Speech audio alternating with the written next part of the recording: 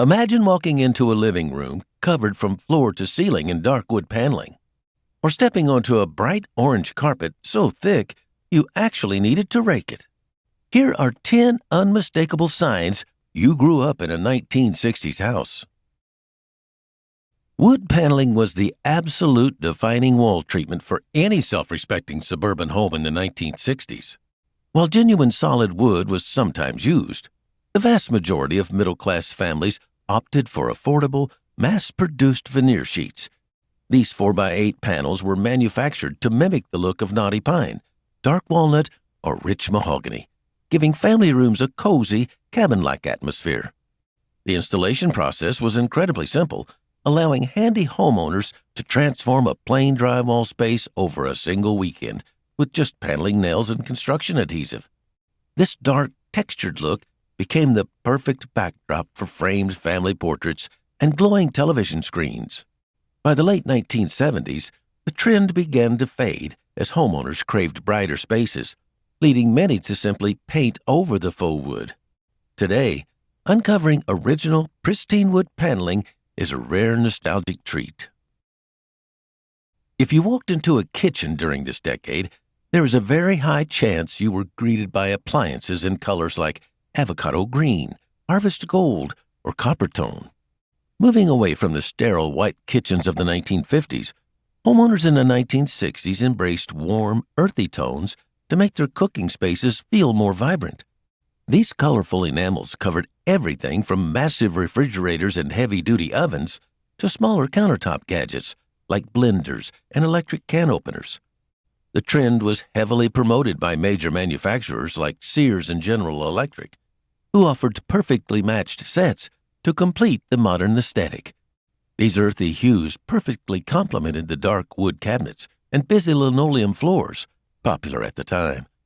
While these distinct colors eventually fell out of favor by the 1980s, they remain an iconic symbol of mid-century domestic life.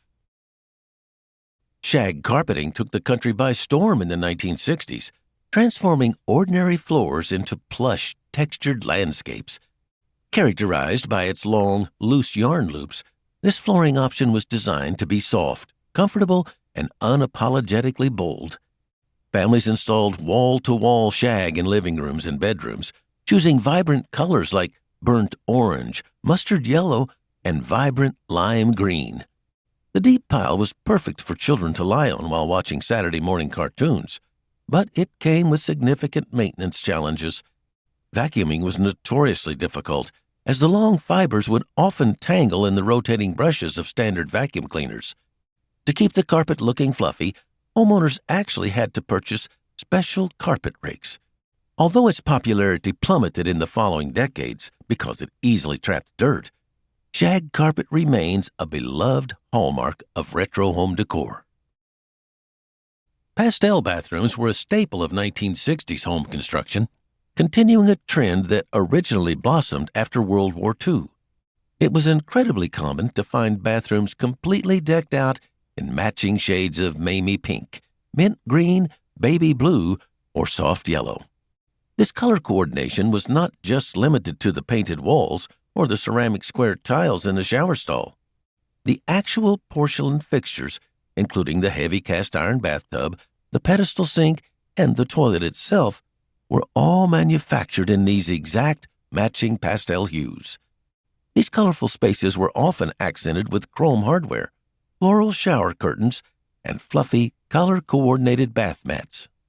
Today, many homeowners completely gut these vintage bathrooms during modern renovations, making an untouched, perfectly pink powder room a spectacular find for mid-century preservationists and nostalgic buyers.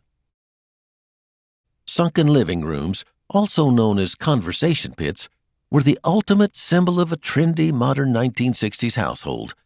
This architectural feature involved a recessed section of the floor, usually accessible by stepping down one or two short stairs, creating a designated space for socializing and relaxation. The concept was championed by prominent mid-century architects who wanted to break up open floor plans without relying on traditional walls. These lowered areas were typically lined with custom built-in seating, plush cushions, and an impressive central coffee table. They encouraged face-to-face interactions and intimate gathering, making them the perfect setting for cocktail parties and fondue nights. While they looked incredibly chic, sunken living rooms eventually became viewed as a tripping hazard and a frustrating obstacle for rearranging furniture. Many were eventually filled in and leveled out by subsequent homeowners. Linoleum flooring in the 1960s was all about making a loud, durable statement in the busiest rooms of the house. Kitchens and laundry rooms were frequently outfitted with this resilient sheet flooring, which offered a smooth, easy-to-clean surface that could withstand heavy daily use. What truly set 1960s linoleum apart from earlier eras was the explosion of psychedelic patterns and vibrant color combinations. Homeowners could choose from bold geometric shapes, massive floral motifs, or intricate faux brick designs that brought immediate visual interest to the room. Because it was sold in large, continuous rolls, linoleum provided a seamless look that prevented water from seeping into floorboards. It was also incredibly affordable, allowing middle-class families to update their kitchen aesthetics effortlessly. Those bright, busy linoleum patterns instantly evoked memories of mothers baking cookies around Formica kitchen tables. Popcorn ceilings were the standard ceiling treatment for newly built homes in the 1960s, heavily favored by builders for their practical benefits. The heavily textured, bumpy surface was created by spraying a mixture of acoustic materials onto the drywall, which brilliantly masked any imperfections or sloppy mudding jobs.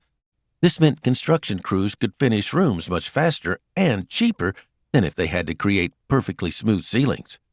In the 1960s, it was also incredibly fashionable to have silver or gold glitter mixed directly into the spray, causing the ceiling to sparkle whenever the room's light fixtures were turned on.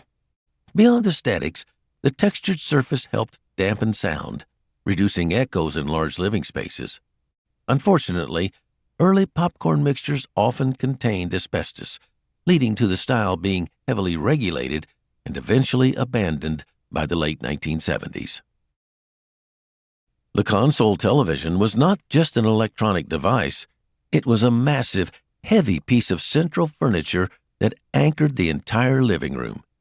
In the 1960s, televisions were encased in beautiful, polished wooden cabinets designed to match the rest of the household decor. These bulky units often featured intricate carvings, fabric speaker grills, and shiny brass knobs for adjusting the volume and turning the channels. Because they were so heavy and difficult to move, the console TV dictated the layout of the room, with all sofas and reclining chairs permanently angled toward its glowing glass screen. When the internal picture tube inevitably burned out, the wooden cabinet was so nice that many families simply placed a smaller, newer television directly on top. These wooden behemoths broadcasted everything from the Beatles to the Apollo 11 moon landing.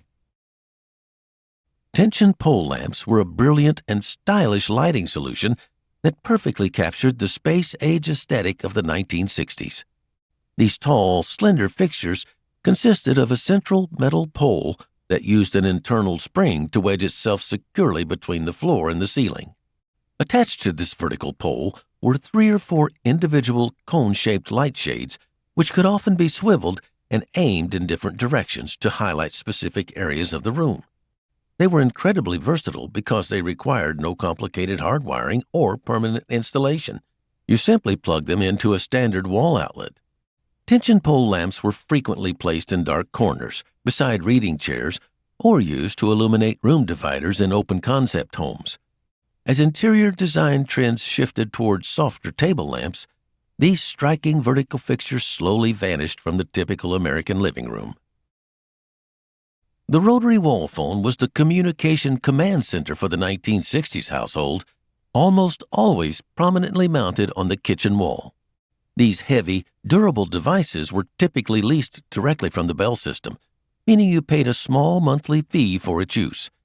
They came in classic mid-century colors like mustard yellow, cherry red, or avocado green, perfectly coordinating with the surrounding kitchen appliances.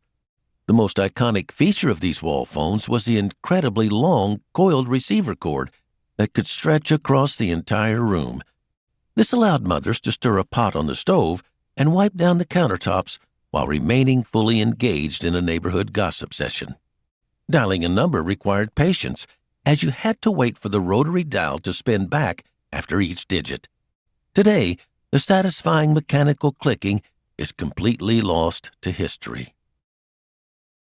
So, if you could bring back one of these classic home trends, what would it be? Drop a comment down below to tell us your favorite vintage house memory.